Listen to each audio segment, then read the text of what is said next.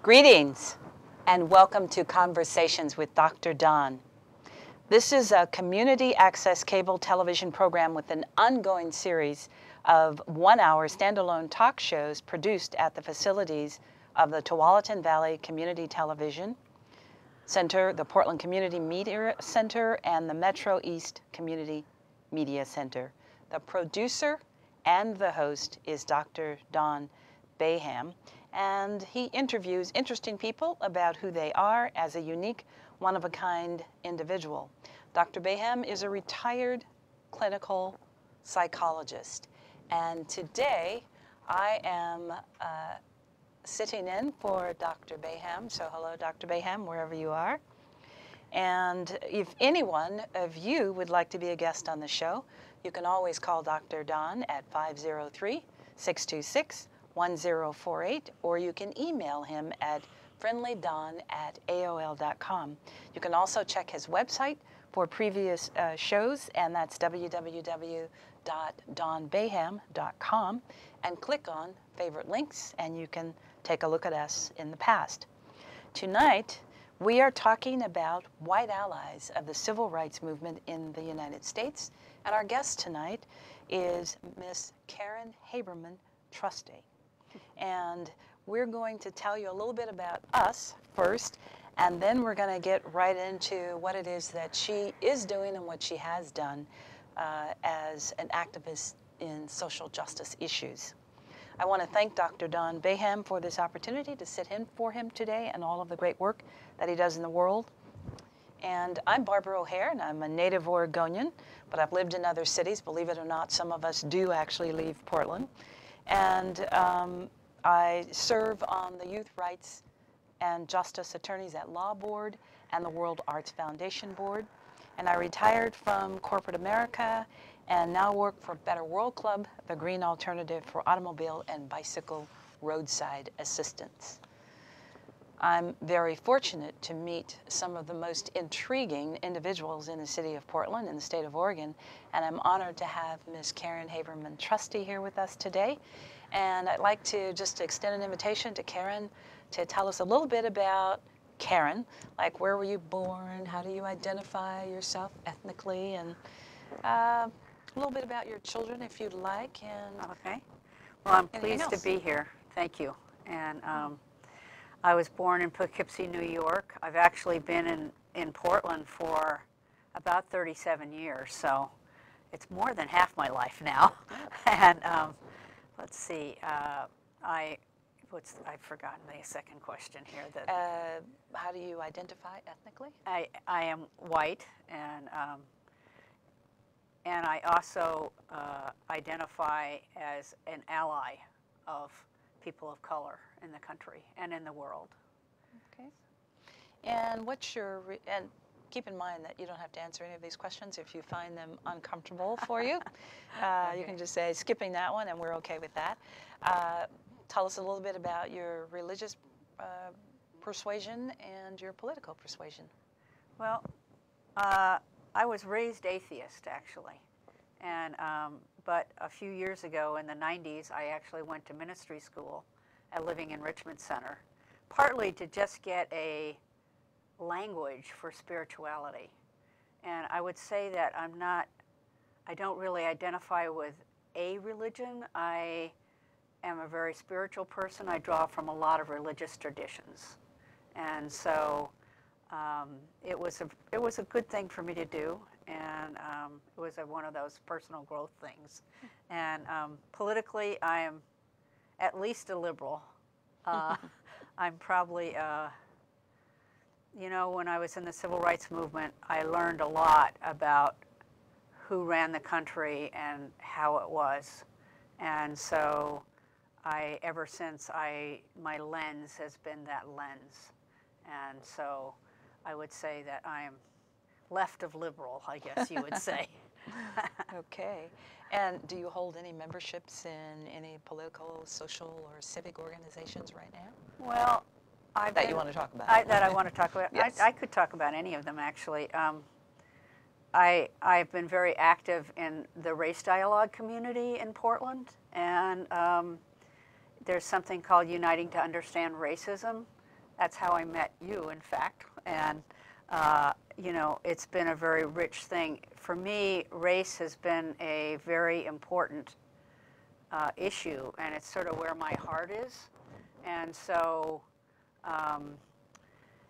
I love being in rooms where people actually say that race matters and want to discuss what's happening around race. And so when I go into the dialogues that are here in Portland, I find it really refreshing and exciting to be in a room where it matters, because, you know, most people, a lot of white people in particular, act like there's nothing going on there, there's no racism, and that's disheartening to me. So, okay, speaking of who matters or what matters, are there any people that come to mind that you admire in the present society that we have or in the past?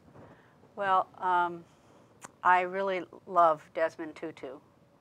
I consider him a very spiritual person with a great sense of humor, and he has been, and also the Dalai Lama is very important to me as a figure to look to. And then many of the SNCC people, that's the Student Nonviolent Coordinating Committee that I worked with in the 60s. To me, they were mini Nelson Mandelas. They were really standing up for what was right and taking great risks, and I admired them tremendously. So, and I admire the ones who have died, and I admire the ones who are still living. Okay. And if I ask you this question, you can choose to answer it or not. Okay. You might want to think about both sides of the coin. What's right with America? Okay. Just what's right with America? Well, today. I want to answer the other side first. What's wrong with America? What's wrong with Sure. America?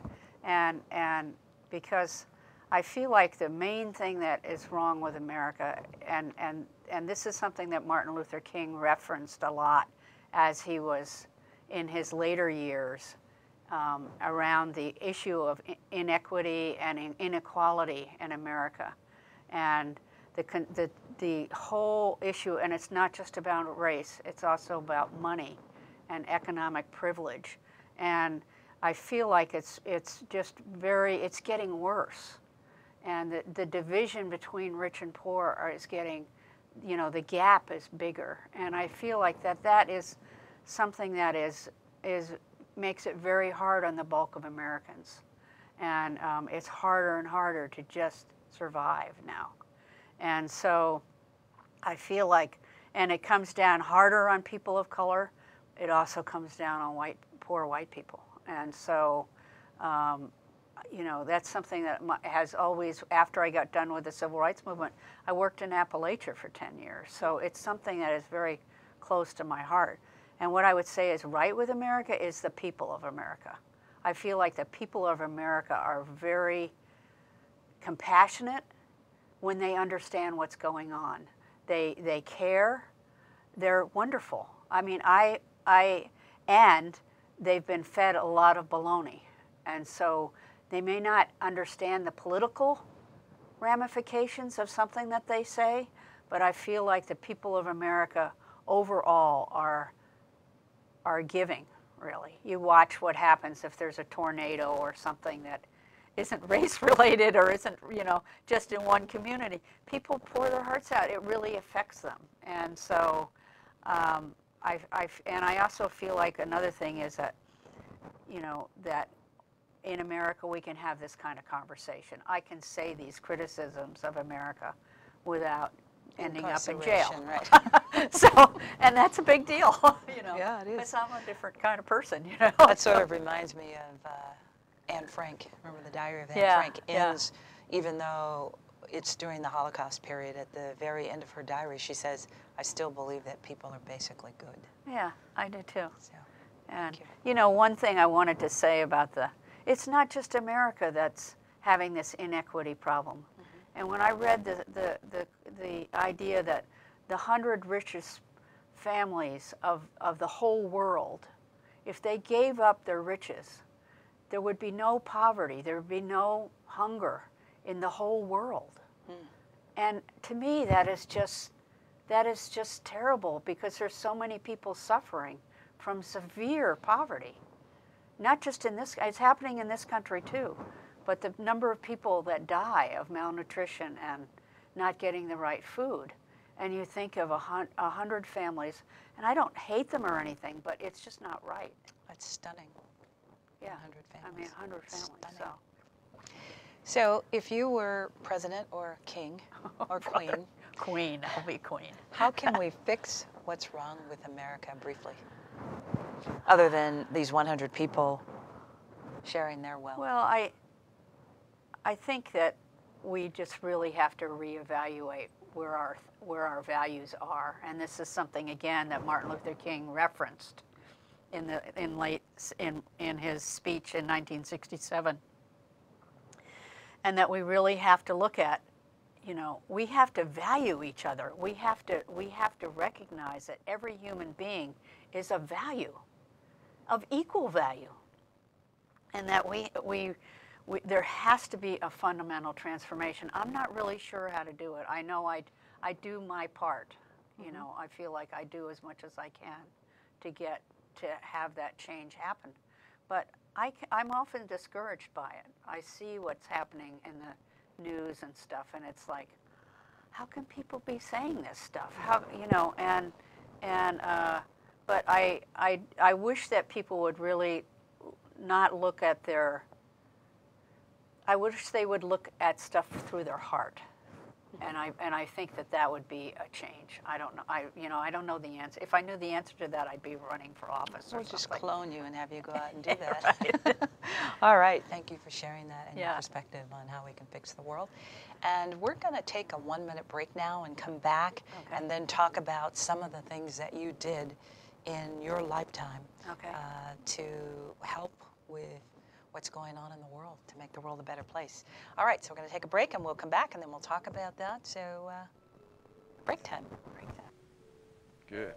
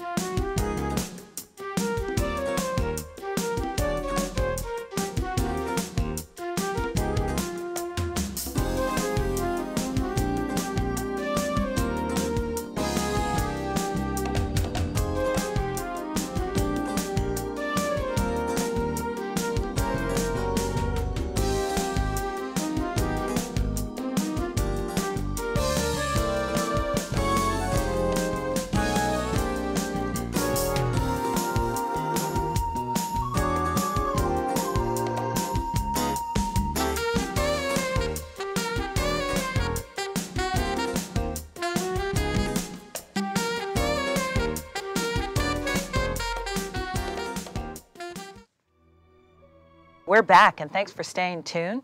For the viewers that missed the opening of the show, Conversations with Dr. Don, it's an ongoing series of 1-hour standalone talk shows where we interview interesting people like you.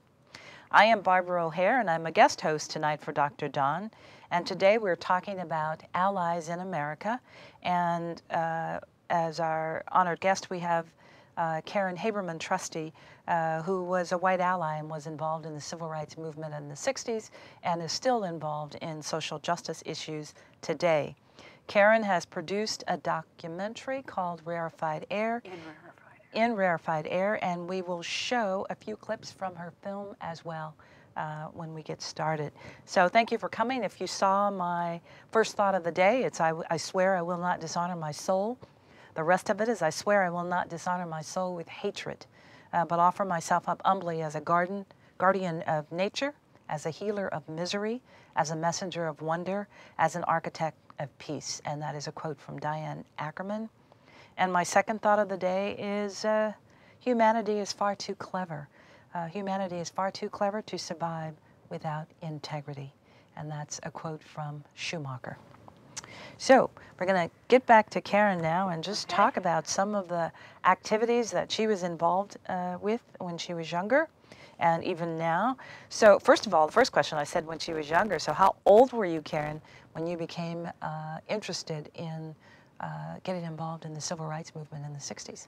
Well, I was 19. I kind of fell into the movement a little bit by, I didn't go to participate in the civil rights movement, but I went to be an exchange student to a Spelman College, which is an all-black African-American women's college in Atlanta, Georgia. And I mostly went there, frankly, to get away from the college that I was at, which I didn't like. So I was very naive. I didn't go with the idea of getting into the civil rights movement. While I was there, the Atlanta movement burst through again. They would sort of go through rounds of sit-ins and stuff like that. And in November of 1963, the sit-ins broke out again in Atlanta. And I didn't intend to be involved in them, and I became involved with them, and it really was the best thing that ever happened to me. So I got arrested twice in Atlanta, and for sitting in a segregated restaurant. And what led you there? What do you think? What was the catalyst for you to become involved, even though you didn't go there with those intentions?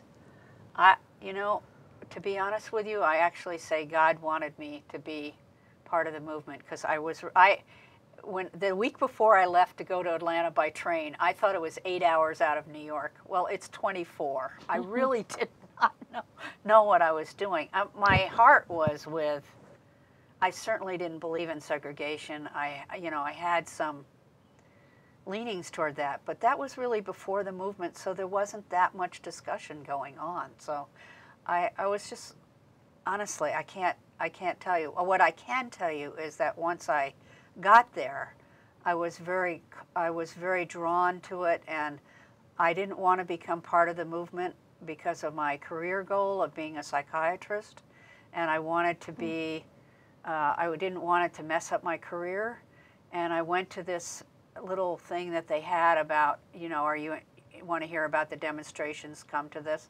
And James Foreman, who was the chairman of SNCC, was leading this. It was in the basement of a church somewhere in Atlanta. And I went and I said, I don't want to mess up my career. I was just very naive, totally naive. And he said, well, that's really good that you want to help people, but you can't really help people until there's a profound political change, social and political change in this country where racism is eliminated. And when he said that, I knew he was right. I knew that as a psychiatrist, I could only sort of be in the system, and that I had worked in a mental hospital, and I saw the racism there, and I realized how right he was when he said that to me. Where were your parents in all of this? And the next day I was on the picket line, okay? So my parents were liberal. I don't think they minded Spelman. They were very anxious about my being in the movement, and it scared them a lot. And so I think they would have preferred that I didn't do it, but I was very headstrong. There was no way that I wasn't going to do that. I mean, it was so exciting. It was so right. I don't know, you know, I did sometimes say it's like this room up here was full of light and brilliance and so alive. And then there was my life, which was okay. It wasn't bad, but it was a little gray, and it wasn't very exciting. And there was just something, there's something about stepping forth with something that you really believe is right, that is so empowering and so terrific that's why I got in it.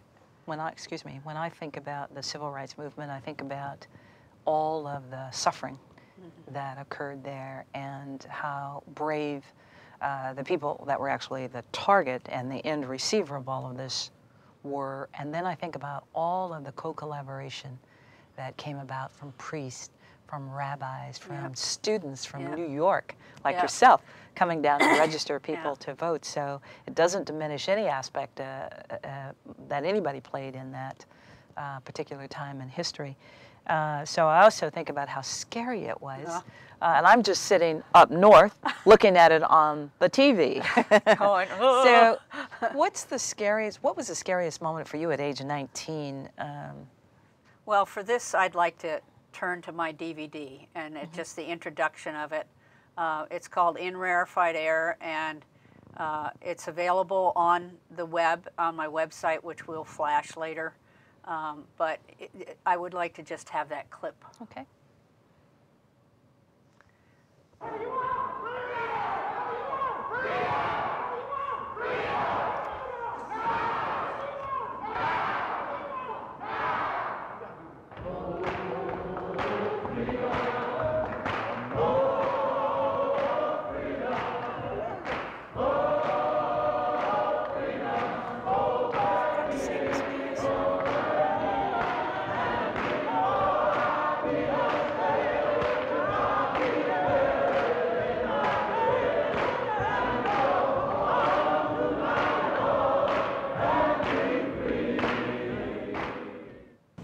July 4th of 1964, I and 3 African American men walked into a large rally, and it was on Stone Mountain in Atlanta, Georgia. And Stone Mountain was known for the Klan. It used to be the headquarters of the Klan, and they had a lot of rallies up there, and this rally was really no different.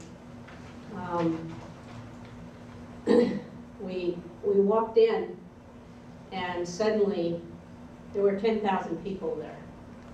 And the people talking were George Wallace. I don't know if you've heard of him, but he was the governor of Alabama, who swore on his grave that he would not ever have integration in Alabama. And then also the ex-governor of Mississippi, Ross Barnett, who was head of the police state of Mississippi. And so this was a kind of hardcore rally, and there were 10,000 people there. And as we walked in, the whole place got completely quiet. And all of a sudden, this large white woman stood up on a chair and yelled, "Kill the niggers!" And all of a sudden, I got separated, and everybody, the whole place went ballistic. I mean, 10,000 people with their violence and their rage was intense. And I actually don't remember a lot of it. I now have this memory of it. It was like being in my head in a beehive. And it was like this intense, furious buzz. And people started picking up the chairs. They were sitting on metal folding chairs, you know, like in a big stadium. And they started hitting us with them. And I got separated. I was the last one in. There were people behind me, but they didn't come in. And I got separated off to the side, and people were hitting me with chairs. And I had what they call nonviolent training, which is they teach you what to do when they start attacking you. And the thing that I remembered at the moment was to take my glasses off and cover my head like this and crouch over to try to protect myself. And I've had glasses since I was 6. So when I take my glasses off, I'm either going to sleep or I don't think I'm going to get out of that place. And so I remember thinking, well, this is it, you know. And so as I was crouched over, some guy, white guy, grabbed me, and some of this is from what he said in the papers, but apparently he was yelling, "Act like white men," to the men that were hitting me. And he took me outside, out the way I had come, and the next thing I remember is sort of standing in the sun going, I guess I'm alive, you know. I don't know if you've ever had that moment where you think you're going to be in a car wreck or something. It's like, oh, sheesh. Yeah, and so it was just like I went into this really intense daze, and then when I was outside, I started by feeling the sun. And that guy actually went back in, and he pulled some people off, the 3 African-American men who were there, and they were being beaten, pummeled. The cops, there were a bunch of cops there, and luckily it was Atlanta, because if it had been in Mississippi, this wouldn't happen. But the police actually went in and helped pull off people from the black guys, and the white guy that helped me also did that. And some of the police were injured, so that tells you something about how violent and pissed off everybody was. And they went out the other way, and one guy had 16 stitches in his head, across the top of his head. He said he went out and bought a gun.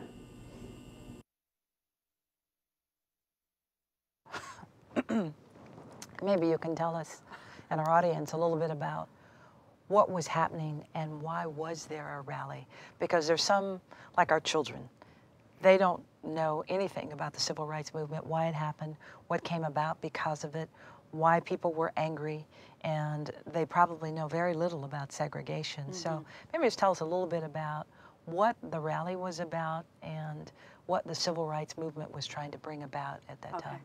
Well, first I want to say that that was actually a classroom at PSU that I was speaking at, and that we made a movie of my talking to those students. So I left that out in the first part. So that rally was,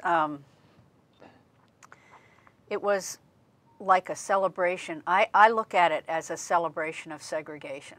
That's how I looked at it at the time. It was the leading segregationists, the people that believed that black people should be in a second-class citizenship, and there was a whole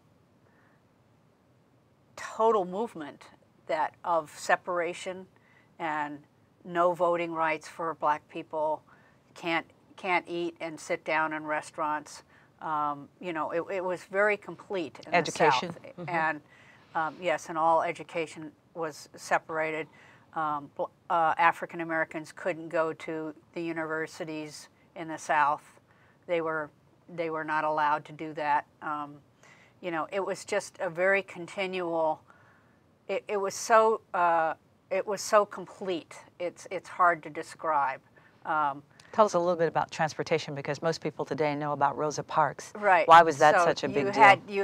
You had where black people had to sit in the back of the bus and get up if white people wanted a seat, no matter if they'd just worked in their kitchens all day long. You know, it just didn't matter. It was just a complete degradation and second-class citizenship for any person of African American descent. I mean, it was just very, very, and it included white men thinking that they could take advantage of young black women with no consequences. One of my best friends was raped at the age of 11. There was no one to turn to because that was part of the system. It was a very complete system that was totally undergirded by the violence of the state. I considered those states pretty much police states. And when you tried to transgress against that, if you tried to go register to vote, if you tried to sit in a restaurant, if you were in Mississippi and you tried to go register to vote, you got beaten, severely beaten. going up the steps of those courthouses often. You got arrested. People were chased in cars. I mean, it was just many churches, 40 churches were burned to the ground. That's the summer of '64. It was just a very, it was a very incomplete system. And again, when you tried to go up against it, it was a scary deal. It was a very scary deal. So it was like American apartheid. Yes, it was American apartheid. And so to me, that rally represented that whole group that was trying to stop integration and stop the progress of the civil rights movement.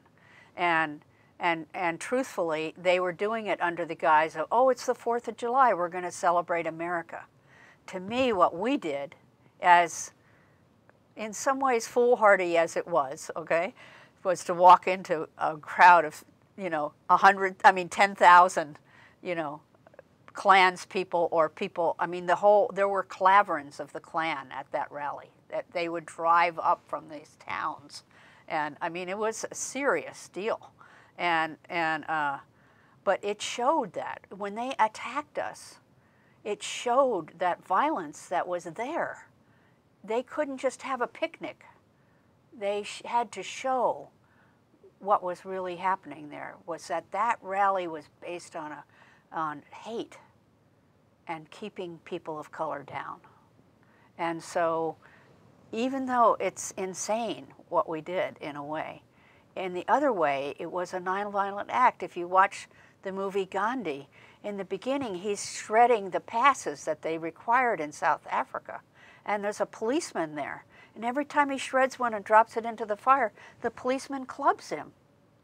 And you go, what is this man doing? He did it until he was on the ground. And the reason for that was to illuminate that these so-called traditions and things are undergirded by this extreme hatred and violence.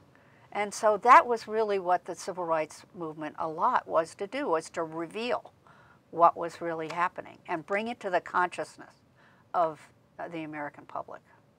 There's a philosophy out now about the civil rights movement of the 60s, and it carries over into other movements like the gay and lesbian movement. If people that were not black had not gotten involved, it might not have ever happened, number one. It might not have gotten this far along. Number two, if it were not televised so that these Americans that you talk about that you think are basically good, had not seen it, then the progress wouldn't have happened as quickly as it did. And for some people, it's not quickly, especially if you're living in Alabama and Mississippi and Georgia. But the same thing for the carries over into the gay and lesbian movement.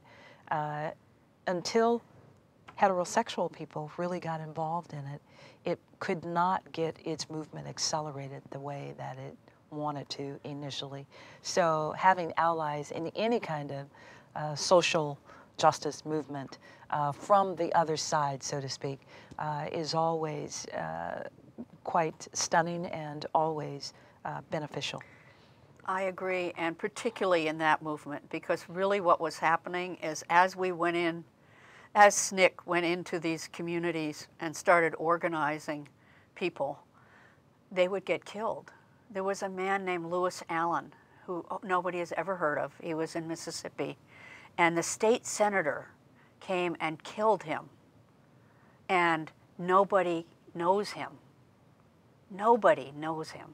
We sing a song about him in SNCC, but he died for us, he died for you, he died for the cause of equality.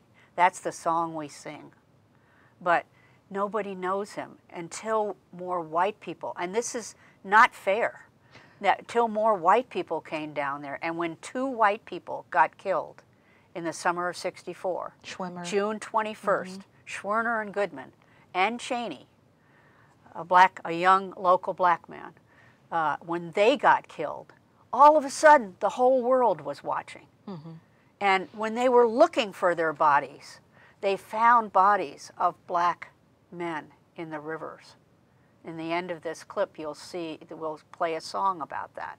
But it's like it's so unfair that you know, that the allies somehow are more valued than the people who Are the target. are the oppressed. You know, but it's true, and you know, anyway. So it's okay. Best moments while you were working there. The mass meetings. There was so much life in the civil rights movement. I can't even begin to describe. On the video I talk about, you know, it's like the best rock concert you ever went to. I mean, ever. There's not even a comparison. I joke with people about, it's better than sex, drugs, and rock and roll. I promise you. I mean, it's just like to be 19 and be empowered and standing up for something that you believe in so much with the people that are fighting for it also. I can't tell you. I mean, it's not just a rush. It does something to your insides. It changed my whole life. It changed what I thought life could be. Okay. And so. And because you did that. Yeah.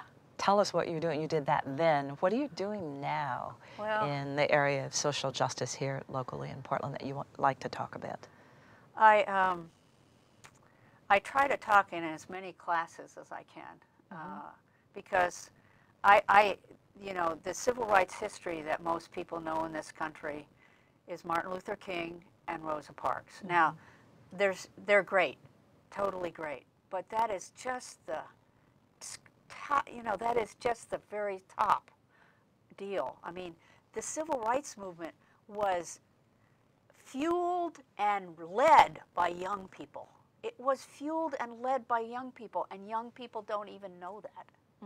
They see it as older and wiser, and you know, but truthfully, the people that fed the jails and filled the jails and did the picket lines and did all that stuff, they were young. They were like 22 and under, some as young as 9. Most of them were 13, 14. In Atlanta, they emptied the high schools for the picket lines when there were big marches. I mean, it's something that was almost hidden from us. So I feel it's so important for people to understand. I had a student once say, "You mean I don't have to know everything to be against something?" Because in this, we have just sort of, it's this trick bag we're Or to in. work on behalf of something. Yeah, you know, it's this trick bag that we've been in. And a lot of this kind of very alive and radical history is kept from us. It is not told. So you're doing your part. What would be a good way for the United States to educate the millennials and the X generation and the Y generation folks about this, other than going into classrooms? Is there another venue that we could use? Is there something else that we should be doing that we are missing? Well, I think that everybody should take a course in the civil rights movement. I know that sounds arrogant or something, but it is the movement of the 20th century in America. It really was, and historians and everybody agrees with that. And we know so little, and it would teach us so much. I've had students learn, just take one person, Fannie Lou Hamer, and read a little bit about her and come away and go, she had nothing, and she ended up on national TV, you know, giving one of the best speeches ever given in America, and people don't even know it. And so these things are very inspirational, that people, regular people, can stand up and change things. And there's a great guy in the civil rights movement named Hollis Watkins, and he says, if you're against something, just start talking about it. And finally, you'll find somebody else who's against that. And then there's 2 of you to talk about it. And then you keep talking about it. And then there'll be 4, and then there'll be 10. And that, if you don't like something, in other words, organize. And it grows exponentially. And it grows exponentially. And it is true that we did have, you know, the TV, but now there's the internet where young people can talk. I mean, there's a freedom in that that is unbelievable, what can be transferred in 5 minutes. And we almost have the antithesis of what was happening in the 60s now happening with television. All media is owned by 5 families. Exactly. So it's very narrow on what they would like to have absolutely. you hear. And it's baloney. It's kind of like what happened in New Orleans with Katrina. Yeah. Their licenses would have been pulled had they shown, after 48 hours, if anybody had shown bodies floating down the river or bodies on the roofs of those houses, the FCC would have pulled their license. Yep. So people can't connect here or Right. here with what's really happening What's down happening there. on TV. 'Cause So the internet is out there, but and that is what the young people use. yeah. to- And you know, Bush, you know, it was not legal to take pictures of the coffins coming Right. home from the wars. Right, that What was the illegal. Hell is that? That didn't happen during Vietnam. That did not happen in Vietnam. We saw what was happening every night. But you know, and all of that is true. But I think there are modalities here where it can get across, and that there's, you know, some of it is really fantastic what's available to us now. I've got my videos on a website now. That's great. Who would have thought? And that's a great segue, because we would like to see one more clip from your In Rarefied Air documentary. Are we at the end? Do you want to set it up a little bit for us and Okay. tell us what it is, and then we'll show it? Okay, well, this is just, it's kind of the end of my DVD, and it's honoring some of the people in the movement, and it is a wonderful song called In the Mississippi River, and a friend of mine wrote it, and it has been recorded by Mavis Staples and a bunch of other people. It's an unknown song. Again, all of this stuff is unknown, but and it's a very, very I like showing this because I dedicate it to certain people, and so that's what it's about. So Okay. roll we'll go it. to the clip.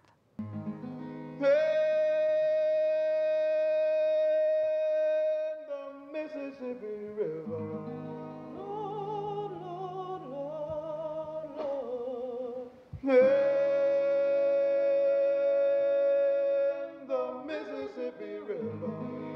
Lord, Lord, Lord, Lord. The Mississippi River.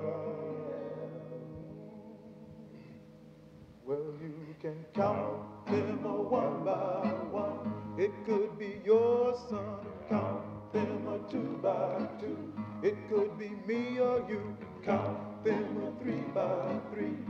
Do you wanna see? Count them 4 by 4. Oh well, into the river they go. Oh well, into the river they go. And you can count them 5 by 5 with their hands, and they don't come out alive. And their feet, and you can count them 6 by 6 throughout the bar. In Mississippi they've got it fixed like good. And you can count them 7 by 7 like swirl. The Mississippi River sure ain't a head and chain. And you can count them 8 by 8. And we are thrown in because of hate. And you can count them 9 by 9. In the Tallahatchie River. In Mississippi this ain't no crime. And you can count them 10 by 10. And we wonder when the right will win. Hey, the Mississippi River. A little bit about where we are today because of this. Okay. Tell me a little bit more about what we just saw. Well, the song, as I said earlier, referenced it was written in response to the 3 guys disappearing in 1964, and when they found other bodies, my friend Marshall wrote this song, and it is a reference to, and this is what I was trying to say before, is that in Mississippi, in the Deep South, black men in particular, but black people were not valued, and they could be knocked off for doing anything that that struck at the system at all, and so, or not, or even perceived that they you know, that they went against the system. So this song, which is my favorite freedom song, which is saying a lot because I like a lot of them a lot. And you know a lot of them. And I know a lot of them, and I sing them a lot. And so when I used to drive my daughter to school, we would always sing freedom songs. I mean, this is, you know, it's part of me. But this particular song references to me, Ella Baker once said, when a black man's death is as valued, or life is valued as much as a white man's, then we don't have to fight for freedom. And to me, that song, and SNCC in general, and again, SNCC stands for Student Nonviolent Coordinating Committee, and what they were was sort of the young arm of the movement. They were formed in 1960 out of the people who had started sitting in out of the Greensboro, North Carolina group, and where people went into restaurants and just sat in and waited for service. People of color, black people, went into restaurants, and they were usually denied and often arrested. And that movement spread throughout the South, and that started, I think it was February 1st, 1960. And in April 17th of 1960, there was a conference called by Ella Baker at Shaw University, a black school in Raleigh, North Carolina. And it was of people who were interested in that movement and were sitting in. And out of that group, which was basically the young black activists of the South at that point, SNCC was born, and they named themselves the Student Nonviolent Coordinating Committee, and they decided to be independent of Martin Luther King's organization and just be on their own. And it was sort of the cutting edge. They were the ones that did a lot of the early organizing in Mississippi. They were the shock troops in a certain way, but they're not as well known because a lot of what they did was actually community organizing and grassroots organizing. Finally, they really believed in local leadership. By the end of a couple years, half their staff was from Mississippi. You know, they didn't just bring in people from the north and pay them. They actually developed leadership in the communities. And so we almost had the opposite movement going on in the North, because the North is where the Black Panther Party was formed in Oakland. So they were about violence. Right. And it was the antithesis of SNCC. The job that you chose to do is always intriguing to me, coming from Poughkeepsie, New York. Tell us a little bit about what you specifically did in Atlanta around the voting rights issues. Well, I was actually in the office for the most part in Atlanta. SNCC had the only, you have to understand, we were going into a war with no guns, okay? None. We just walked into these places. And, and the only defense that we had was an elaborate network of what we call Friends of SNCC, which were in many, many different cities. So say I, as a volunteer, went into Mississippi, okay, and I was doing voter registration work. If I were going to drive from one town to the other, and it was more than an hour away, I would report that I'm leaving Greenwood at this time, and I'll be in Jackson at this time. And when you get to Jackson, you have to call and say, I'm here, okay? If you have disappeared in that little 2-hour window, there was a whole elaborate system.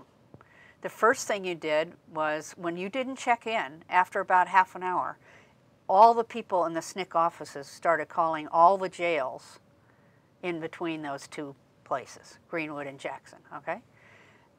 On hour 4, if you have not shown up, you call, if I'm from New York, they call the Friends of SNCC in New York, and they start calling all the jails and all the sheriffs and every name they have, okay?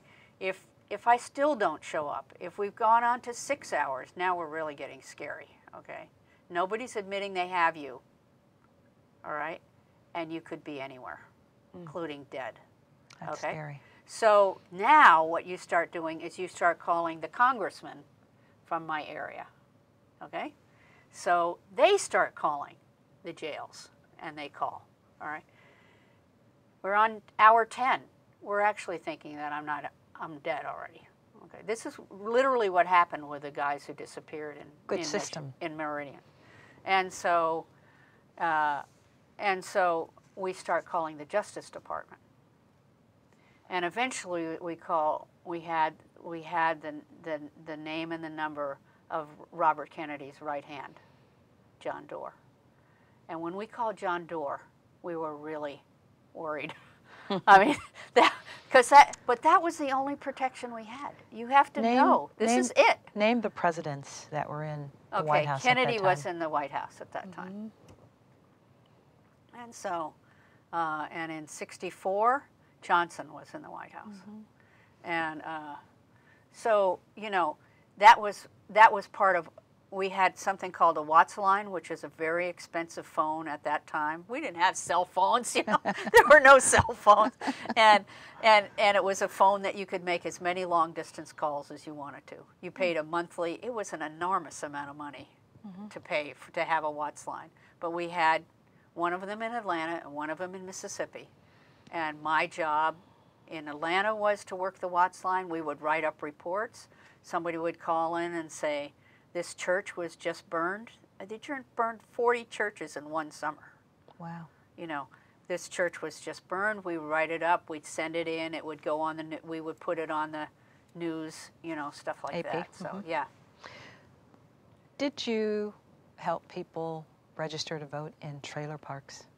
I did in the Obama campaign, Oh. Not but in the 60s. Not in the 60s. Yeah, in the 60s, I was pretty much on the Watts line and working in that whole area of SNCC. And when I went into Mississippi, the day I arrived, they turned all the lights out on that one block of the SNCC office. I was so scared. I'd just gotten out of the rally, and I was like a wreck. And you know, so it went on from there. So yeah. I think we'd be remiss. You said you worked on the Obama campaign and you went into trailer parks to help people register to vote. Based on today and the last election, all of what we see now is the manifestation, I think, of all of the hard work that people like you did, like the people that suffered. My husband that passed away was born and raised in North Carolina and talked about integrating his first grade school, integrating his high school. He's my age, and he was integrating high schools and grade schools, and then also about his young friends that had all of their teeth knocked out, and then all of the business, the brutality that occurred around people trying to just get into a classroom with a less than substandard school, or sit at a lunch counter and be waited on, or sit anywhere they wanted to sit on public transportation, or integrate a university without being hosed, bitten by dogs, beaten with billy clubs. All of that, so it would appear, had to occur in order for us to be where we are today. And other countries sort of look at us as a beacon now, and it happened with Obama's first election. As a matter of fact, there are other countries that take our civil rights playbook and go to town with it. The things that I saw happening in Egypt and in Syria and in other countries where they had access to the internet.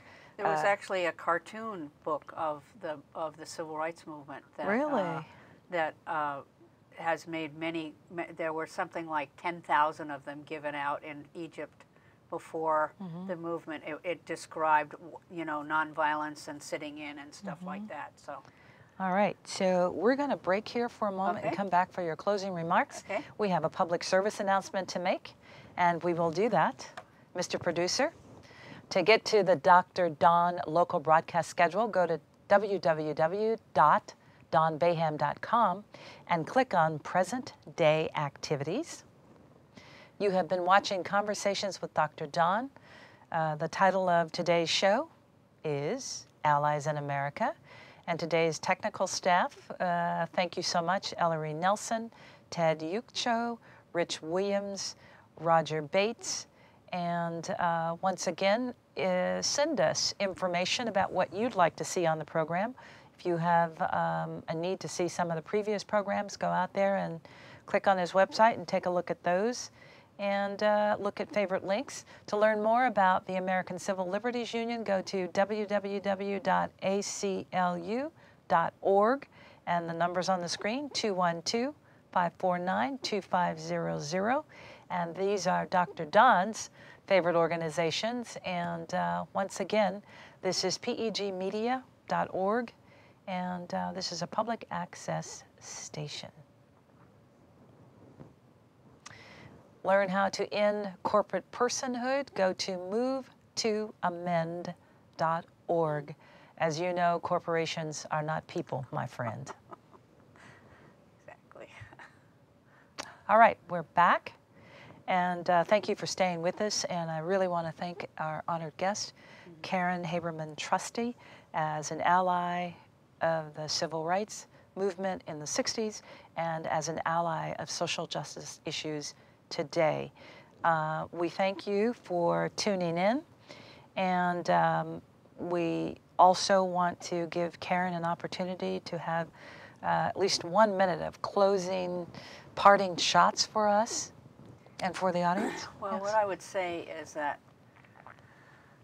you know, you can think about change and, you know, bravery or stepping out, but it is really, for yourself, it is one of the most liberating and exciting experiences you'll have. And I really encourage people to decide what matters to them and do something about it, whatever it is. And that it really, you know, we're all fractals, what I believe is fractals of God. We're all an individual expression. And we need to really focus on doing things that matter to us and matter to the world. And so I would encourage everybody, if race matters to you, get involved in many of the things that happen in Portland.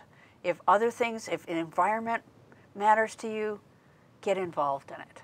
Thank you very much.